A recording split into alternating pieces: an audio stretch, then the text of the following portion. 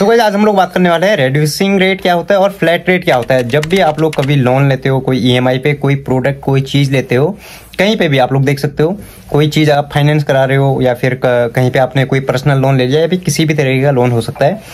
अब वहां पे आपको ये चीज आप लोग कोई भी नहीं देखता है, जाहिर सी बात है, ज्यादातर लोग कोई भी नहीं देखता है। एक होता है फ्लैट रेट, एक होता है रेड्यूसिंग रेट। ठीक है, रेड्यूसिंग रेट क्या है और फ्लैट रेट क्या है, तो वीडियो का एंड तक देखना। और एक और चीज मैं आपको बताऊंगा, अगर आपका अभी कोई करंट में लोन चल रहा है या उसकी ईएमआई आप लोग पे कर रहे हो, तो भाई उसका वो फ्लैट रेट पे है या रेड्यूसिंग रेट पे है, इसके ऊपर भी बात करेंगे। लेकिन वो वीडियो के एंड में बात करेंगे कि वो अभी आप लोग उस जो आप मंथली ईएमआई पे कर रहे हो ना, उसी से आप लोग पता लगा पाओगे कि ये रेड्यूसिंग रेट है या फिर ये फ्लैट रेट है। ठीक है, और फ्लैट रेट महंगा पड़ता है कि रेड्यूसिंग रेट में महंगा पड़ता है। तो सबसे पहले हम इसके बारे में बात करते हैं। देखो, रेड्यूसिंग रेट अच्छा रेट है, ठीक है, इसमें ऑलमोस्ट आपको आधा इंटरेस्ट पे करना पड़ता है अगर हम कंपेयर करें तो फ्लैट रेट की थी। ठीक है, फ्लैट रेट और रेड्यूसिंग रेट में फ्लैट रेट बहुत ज्यादा महंगा पड़ता है, ऑलमोस्ट डबल पड़ता है। ठीक है, ऑलमोस्ट डबल रहता है उसका जो रेट पड़ता है। और कैसे पड़ता है, आप लोग बोलोगे भाई तो फ्लैट है या रेड्यूसिंग रेट से अच्छा कैसे है, बुरा कैसे है, तो उसी के ऊपर बात करेंगे, कैसे बुरा है, क्यों है। देखो, सबसे मेन बात मोटा मोटा हम समझेंगे। ठीक है, और कैलकुलेट भी करके हम आपको दिखाते हैं। ठीक है, कैलकुलेट करके देखेंगे आपके सामने स्क्रीन पे जो है मैं लगा दूंगा। ठीक है ना, तो मोटा मोटा हम लोग समझ लेंगे और बाकी मैं कैलकुलेट करके भी दिखा दूंगा ताकि समझने में आसानी हो कि फ्लैट रेट क्या है और रेड्यूसिंग रेट क्या है। तो देखो, अभी हम बात करते हैं पहले फ्लैट रेट की। फ्लैट रेट होता क्या है, जब भी आप लोग कहीं पे कोई जैसे हम मान लेते हैं यहाँ पे आप लोग कैलकुलेटर पे देखना साइड में। ठीक है, जैसे मैं मान लेता हूँ यहाँ पे आपने जो है 50,000 का कोई लोन लिया। ठीक है, तो 50,000 हम लोग यहाँ पे डाल देते हैं। फिलहाल 50,000 का आप लोन ले रहे हो या फिर कोई प्रोडक्ट बाई कर रहे हो फाइनेंस करके। ठीक है, ठीक है, 50,000 के हिसाब से मान के चल रहा हूँ, आपका कितना भी हो सकता है।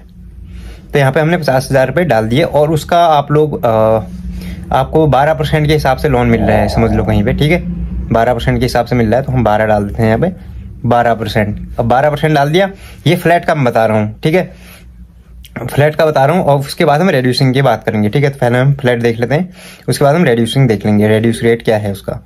और अगर देखो 50,000 आपने लोन लिया, 12% पे लिया। ठीक है, और ये है आप कितने महीनों के लिए लेना चाहते हो, मैं मान लेता हूँ 2 साल के लिए ले रहे हो आप। ठीक है, तो यहाँ पे हम डाल लेंगे ईयर डाल लेंगे, ठीक है 24 डाल लेते हैं, 24 महीने का करते हैं, यानी कि 2 साल, 24 महीने यानी 2 साल। 50,000 का लोन लिया और 12% इंटरेस्ट रेट के साथ लिया और 24 महीने के लिए आप लोगों ने लिया। ठीक है, तो अब देखो यहाँ पे आपकी मंथली ईएमआई कितनी जा रही है। तो यहाँ पे आपको 2 रेट दिख रहे होंगे, एक है फ्लैट इंटरेस्ट रेट, ठीक है, और दूसरा है रेड्यूसिंग बैलेंस इंटरेस्ट रेट। ठीक है, तो जो फ्लैट का अगर हम बात करें तो मंथली ईएमआई हमारी बन रही है 2583। ठीक है, 2583 रुपये मंथली ईएमआई बन रही है 2 साल की। और टोटल इंटरेस्ट आपको कितना पे करना पड़ रहा है, 12,000 रुपये, टोटल 12,000 रुपये। और टोटल अमाउंट आप लोग जो पे करोगे 2 साल में वो करोगे आप लोग 62,000 रुपये। ठीक है, 50 का आपने लिया और 62 आपने पे किया और 12,000 रुपये एक्स्ट्रा आपका जो है वो गया इंटरेस्ट रेट। और रेड्यूसिंग बैलेंस में अगर हम देखें इंटरेस्ट रेट, यहाँ पे आपको देखने को मिलेगा मंथली ईएमआई आपकी कितनी जा रही थी, वहां पे आपकी जा रही है 2583 और यहाँ पे आपकी जा रही है 2354। और टोटल इंटरेस्ट आपका कितना जा रहा है रेड्यूसिंग रेट पे 6,488, जो कि ऑलमोस्ट मैंने बोला था ना कि डबल जाएगा। वहां 12 जा रहा है, यहाँ 6,488, तो ऑलमोस्ट डबल है वहां पे। और टोटल अमाउंट की बात करें हम 2 साल में कितना पे करेंगे, तो 6,000 एक्स्ट्रा हम दे रहे हैं, 6,400 रुपये, और 56,000 हमारा टोटल जो है रेड्यूसिंग रेट पे देने, जहां वहां हमको 6,000 एक्स्ट्रा देने पड़ रहे थे, जो कि 62,000 रुपये हो रहा था। अब देखो ये काम कैसे करता है। देखो, ये कैलकुलेट तो मैंने आपको करके दिखा दिया, अब मोटा मोटा हम समझेंगे ये काम कैसे करता है। देखो, जो फ्लैट रेट होता है, आपने 50,000 का इनसे लिया लोन। ठीक है, मैंने जैसा आपको दिखाया था अभी, उसमें क्या होता है, उसमें 50,000 पे आपको फ्लैट इंटरेस्ट लगेगा। फ्लैट मतलब 2 साल के लिए लिया ना आपने, तो 2 साल तक आपको, जैसे 1 साल तक का 2 साल तक का, दोनों ही साल में आपको पूरे फुल अमाउंट पे इंटरेस्ट लग रहा है। धीरे धीरे करके अमाउंट तो कम हो रहा है ना, आप लोग ईएमआई पे कर रहे हो हर महीने। अगर आपने पहली ईएमआई 2,500 की भर दी है, तो अब 50,000 में से 2,500 कम कर दो, 47,500 रुपये होते हैं। तो अब 47,500 रुपये पे लगना चाहिए था, जो टोटल इंटरेस्ट लगना चाहिए था। ठीक है, जैसे जैसे वो कम होगा, किसी टाइम पे ऐसा आएगा 1 साल बाद आपके ऑलमोस्ट हाफ पेमेंट 25,000 तक की पेमेंट चलेगी, अब 25,000 पे लगना चाहिए ना इंटरेस्ट जो लगना चाहिए और हाफ उस पे लगना चाहिए, हाफ पेमेंट पे 50,000 का 1 साल हो गया है तो अब 25 पे लगना चाहिए। और जैसे ही फिर आप जैसे हर महीने आप लोग EMI पे करते हो तो वैसे जैसे जैसे आप लोग पे करते हो तो उतने कम अमाउंट पे इंटरेस्ट लगना चाहिए। तो फ्लैट रेट में आप जब तक आपकी EMI खत्म नहीं हो जाती तो तब तक आपका फ्लैट इंटरेस्ट ही लगेगा। अगर 1 साल का जैसे 50,000 के लोन में 1 साल का आपको कितना लग रहा था 6,000 रुपये और 2 साल का 12,000 रुपये, तो 1 साल का 6,000 रुपये लगा इंटरेस्ट, दूसरे साल का भी 6,000 रुपये लगा है। जबकि क्योंकि 1 साल में तो आपने आधी EMI पे कर चुके हो तो उसका तो लगना नहीं चाहिए अब, तो वो फ्लैट है तो पूरा ही लगेगा 2 साल तक का। और रेड्यूसिंग रेट में सेम वही है, रेड्यूसिंग रेट में सेम वही है। जैसे आप लोग EMI पे करते जाते हो तो आपका अमाउंट तो कम होता जाता है ना, वहाँ पे 50 से 47 आया, 47 से 45 आया, ऐसे 41 40 आया। तो जैसे अमाउंट कम होगा उतने कम अमाउंट पे जितना आपका कम बचा होगा वहाँ पे उतने कम पे वो जो है रेट उतने लगेगा 12% ही, लेकिन अब वो उतने अमाउंट पे लगेगा। रेड्यूसिंग रेट का मतलब ये नहीं है कि वो 12% से कम हो जाएगा, परसेंटेज उतना ही रहेगा, लेकिन जो आपका अमाउंट वहाँ पे है जो आपको देना है वहाँ जैसे जैसे आप भर रहे हो वैसे वैसे वो कम हो रहा है। ठीक है, वैसे वैसे जैसे 10,000 आप भर चुके हो 40 बचा तो 40 के ऊपर लगेगा, 30 बचेगा 30 के ऊपर लगेगा। जैसे अगर मैं मोटा मोटा अगर अभी भी समझ में नहीं आया हो किसी को तो देखो मोटा मोटा मैं एक ही बात बोलूंगा, रेड्यूसिंग और फ्लैट रेट का तो मैंने आपको अच्छे से समझा दिया, रेड्यूसिंग का भी मैंने ऑलमोस्ट समझा दिया, लेकिन बहुत से लोगों को हो सकता है समझ में ना आया हो।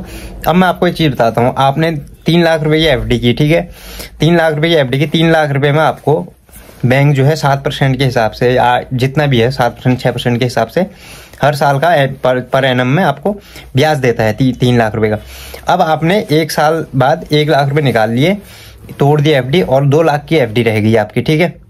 तो अब जो बैंक जो पैसा आपको देगा, जो इंटरेस्ट देगा वो 3 लाख पे थोड़ी देगा, 3 लाख तो आप 1 लाख तो निकाल चुके हो, अब तो आपको अगले साल से वो 2 लाख पे ही इंटरेस्ट पे करेगा, है नहीं। तो सेम इसी तरीके से रेड्यूसिंग रेट भी काम करता है, जो कि सिंपल भाषा में है ये, ठीक है। रेड्यूसिंग रेट भी सेम इसी में काम करता है।